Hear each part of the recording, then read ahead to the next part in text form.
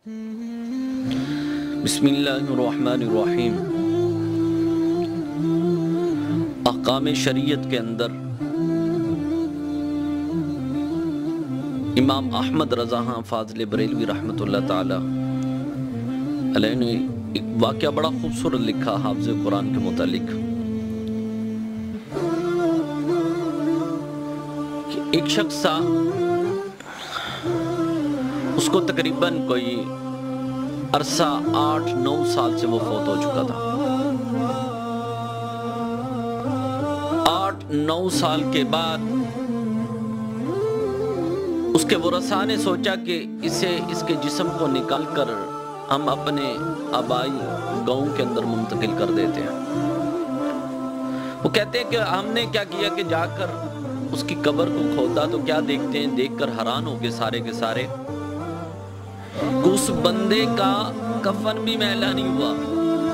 وجہ کی بات کہ کفن بھی میلا نہیں ہوا، پتیاں بھی مرجھائی نہیں، اس کے جسم سے خوشبو آ رہی ہے۔ سارے دیکھ کر بڑے خوش ہوئے، ماشاءاللہ پتہ نہیں کتنا نیک شخص ہے کہ جس کا کفن بھی میلا نہیں ہوا اور اس کے پاس سے خوشبو بھی آ رہی ہے اور چہرہ بھی بڑا تر و تازہ تھا۔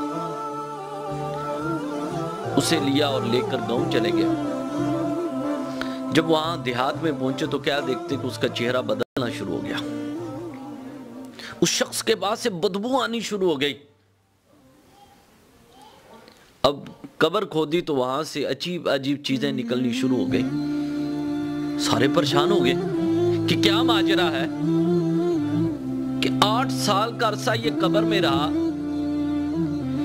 اس کا کفن بھی میلا نہیں ہوا، اس کی پتیاں بھی مرجھائی نہیں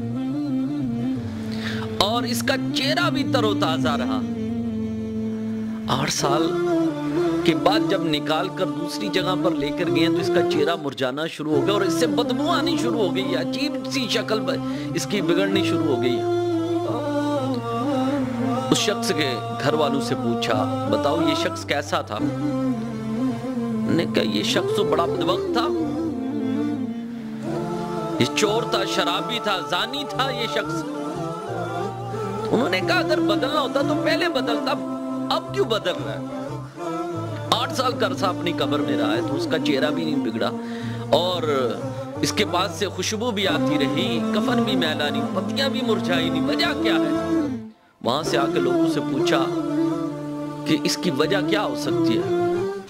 ایک بزرگ نے فرمایا کہ اس کے ساتھ پوچھو جو قبر ہے وہ کس کی ہے۔ جب پتہ کیا گیا تو اس کی قبر کے ساتھ حافظ قرآن کی قبر تھی، حافظ قرآن کی قبر تھی۔ تو وہ بزرگ فرمانے لگے کہ اللہ کی تجلیات رحمت حافظ قرآن کی قبر پر پڑتی تھی اور کوئی چھینٹے اس کی قبر پر بھی پڑ جاتے تھے، جس کی وجہ سے اللہ تعالیٰ کے عذاب سے یہ محفوظ تھا۔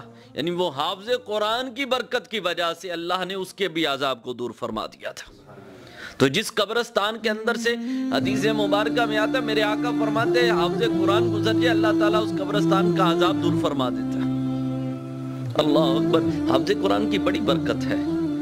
آپ خود بھی، کوئی عمر کی قید نہیں ہے۔ آج کل ہم جھجکتے ہیں قرآن پڑھنے کے لیے، کیا کوئی تانا دے گا کہ جی یہ بڑھاپے میں قرآن پڑھ رہا ہے؟ اللہ کے بندے قرآن پڑھتے پڑھتے دنیا سے چلے جاؤ گے تو شہید کا رتبہ مل جائے گا تمہیں۔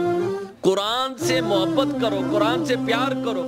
یہ قرآن ایک واحد چیز ہے کہ دنیا پہ بھی کام آتی ہے اور آخرت میں بھی کام آتی ہے۔ کل قیامت کے دن تمہاری یہ قرآن شفاعت کرے گا۔ اس وجہ سے قرآن کے ساتھ محبت کرو، پیار کرو، یہ قبر میں بھی تمہارے کام آئے گا اور حشر میں بھی تمہارے لیے کام آئے گا۔ خود بھی پڑھو اور اپنے بچوں کو بھی قرآن کی تعلیم دو کہ تاکہ تمہارے مرنے کے بعد کم سے کم اور کچھ نہیں، ہاتھ اٹھا کر تو دعا کرنے والا تو کچھ ہونا۔